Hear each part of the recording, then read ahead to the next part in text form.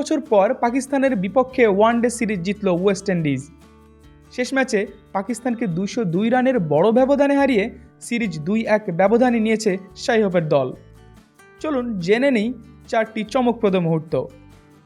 West ইন্ডিজের জন্য এটি ছিল একটি বিরল জয়। পাকিস্তানের বিপক্ষে শেষবার সিরিজ জিতেছিল 1991 সালে। এতদিন পরে এই জয় তাই দলের ইতিহাসে স্মরণীয় হয়ে থাকবে। হোপের ব্যাটিং ছিল অসাধারণ। 294 রানে ওয়েস্ট ইন্ডিজের ইনিংস, যেখানে হোপ ও জাস্টিন গ্রিভসের জুটি শেষ 7 ওভারে 100 রান যোগ করে দলকে জয়ের পথে রাখে। হোপ অপরাজিত 120 রান করেন, গ্রিভস অপরাজিত 43। হোপের 18তম ওয়ানডে সেঞ্চুরি ওয়েস্ট ইন্ডিজের ইতিহাসে তৃতীয় সর্বোচ্চ। পাকিস্তানের ইনিংসে ধাক্কা, জেডেন সিলস মাত্র 18 রানে 6 উইকেট নেন। তার বোলিং তোপে পাকিস্তান 92 রানে অল আউট হয়। বাবর আজম মাত্র 9 রানে আউট হন।